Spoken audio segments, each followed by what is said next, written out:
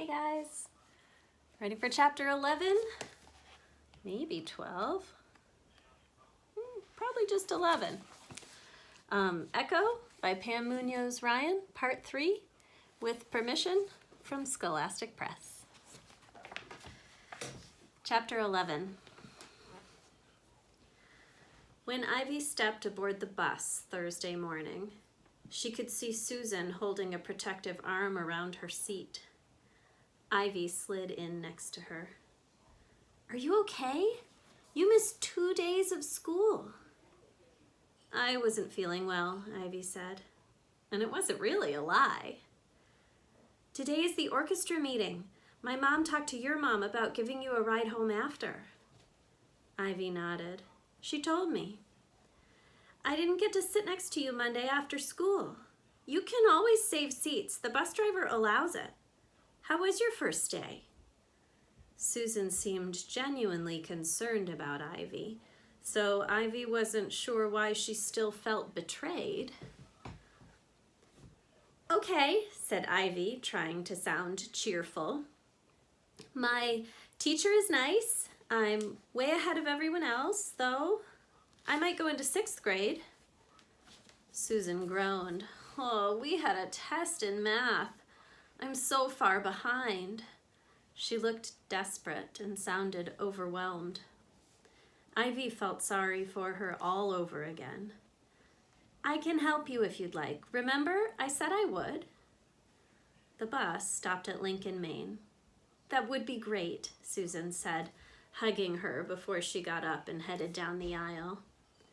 As the bus pulled away, Ivy heard the boys singing, "And on that farm he had a pig." She bit the inside of her lip a little too hard to keep from crying and tasted blood. After school, Ivy was the only one to get off the bus at Lincoln, Maine for orchestra. Why didn't any other students from Lincoln Annex come? Did they know something Ivy didn't? The music room was the size of 2 classrooms. Several long tables stretched across the front, displaying assorted instruments in their cases. Horns, flutes, violins, an oboe, a cello. Against the side wall, a piano, and what looked like a drum set hid under padded covers. About 20 students sat in front of Mr. Daniels, a stocky man with a gray beard and a mustache. Susan waved and pointed to the chair next to her in the front row. Ivy walked over and sat down. Mr. Daniels pressed his hands together. "If you are here today, you are interested in embarking on an incredible adventure in the orchestra." All heads nodded. Mr. Daniels handed out information sheets and the schedule for practices. "Your parents will have to sign a permission slip, and you will be responsible for your precious instrument. The government has issued a ban on making new ones because the manufacturers are now obligated to make products for the war effort. Unfortunately, we do not know how long it will last." Wow, so the factories they're making stuff for war weapons and things like that. They can't make musical instruments anymore. So what they got is what they're gonna have for a while. They gotta keep them nice. One of the girls raised her hand. "My mom said there might not even be an orchestra next year. Is that true?" Mr. Daniels cleared his throat. "Some of the parents are questioning why the school district is paying for a music teacher during a war. Well, I think the opportunity to make music is a gift everyone should receive at least once in their lifetime, whether they unwrap it all the way or not. For many of you, this might be your only musical experience. If that is the case, I want to make it magnificent. Besides, everyone needs the beauty of light and music, especially during the worst of times. So, all the more reason to perform majestically this year and bring a little brightness to a dark world. In this way, we might convince our opponents that the music program is worthy enough to continue. I hope you agree. Ivy liked Mr. Daniels already. Now let's get to know one another. As we work our way around the room, introduce yourself and tell me which instrument you'd like to learn, or if you already play an instrument. Ivy listened as the students shared their preferences, and Mr. Daniels recorded them on his clipboard. Some had taken piano.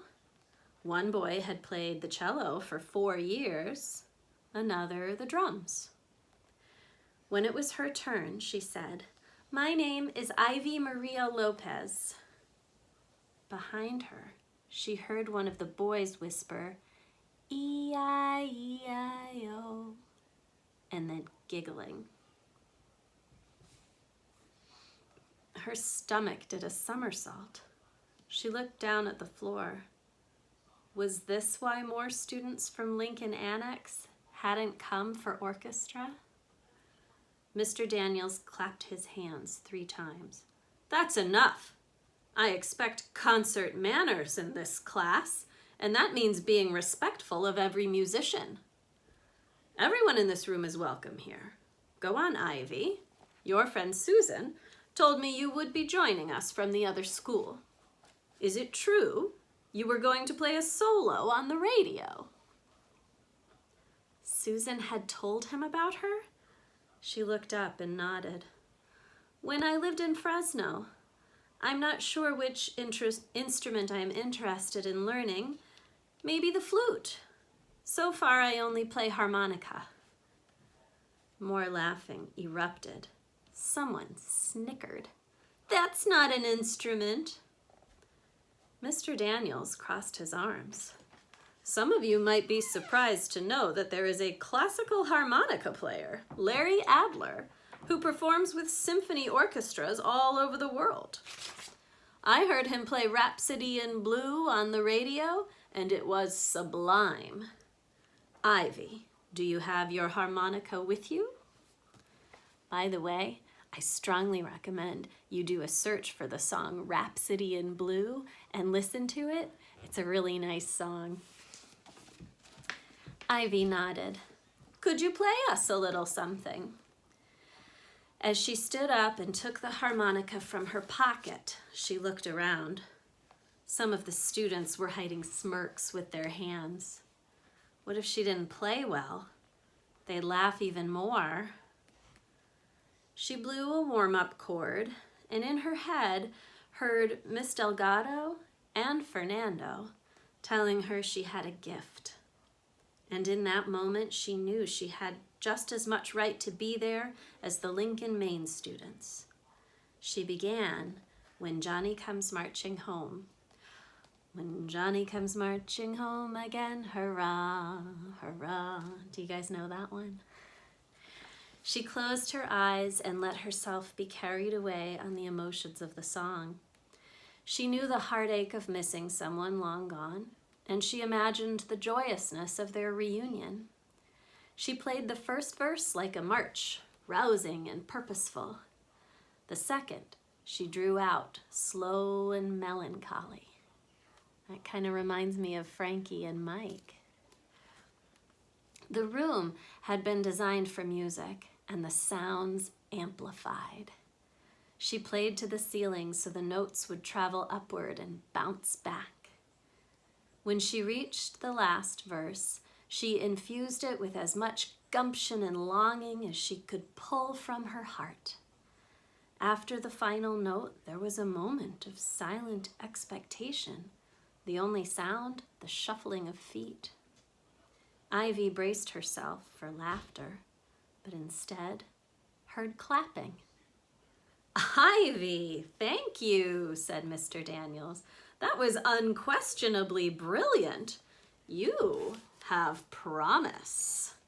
And I have a feeling," he shook a finger at her and smiled, "you are going to fall in love with the flute." Did you guys know that I know how to play the flute?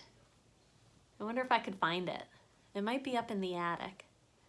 I can play you something. She beamed at Mr. Daniels and sat down. Still flushed from the playing, Ivy wished Fernando could have heard her.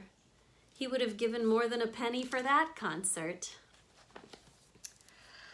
Now, if there are no other remarks about Ivy or the harmonica, and I see there are none, then let's talk about the schedule. I will teach strings on Mondays, percussion on Tuesdays, horns on Wednesdays, and winds on Thursdays. I'll hand out the instruments the week after you return from vacation. The week of January 11th, we will begin in earnest. Ivy sat rapt with attention. Mr. Daniels' words, incredible adventure, beauty and light, unquestionably brilliant, begin in earnest, fueled her with optimism. You did really good today, said Susan as they waited on the front steps of the school for Mrs. Ward. Ivy polished the harmonica with the hem of her dress. Thanks for telling Mr. Daniels I'd be coming from the other school. That was nice. Susan whispered, I'm sorry, Ivy. I thought you knew about the two schools. I felt so bad that you didn't. After my mom talked to your mom, she felt horrible too. She said it never occurred to her to mention it. And she said it must have been quite a shock for all of you. I've never been separated before, ever. It's just what they do here, said Susan. But the Filipinos go to your school, and the Japanese went here before they were sent away. So why not the Mexicans? I don't know. It's been like this since I can remember. They call Lincoln Annex the Old MacDonald Had a Farm school. Susan looked down. I know. My father talked to the principals yesterday, but she felt her eyes brimming. Yeah, said Susan. Every year one of the Mexican families tries to get their child changed. Her sentence trailed off. Ivy knew what came next, but it never does any good. My mom was so upset about the whole thing, she said we should move back to Fresno. Susan's face wrinkled. You aren't going to, are you? Ivy saw the panic in her eyes. No, we're staying and fighting, and I'm going to stay in the orchestra. Susan let out a sigh. I'm so glad. Me too, said Ivy. Tomorrow we're going to my grandma's for the holidays, said Susan. My dad is coming back right after Christmas, but my mom and I are staying until New Year's Day. Want to meet at the wagon the day after I get home? Same time? She held up crossed fingers, looking hopeful. Susan seemed to have everything except a friend, and she wanted so desperately to be Ivy's. Maybe Ivy wouldn't matter to the other students at Lincoln, Maine, but she mattered to Susan. How could Ivy turn her down? She nodded. I promise. We're going to stop there. That's the end of the chapter.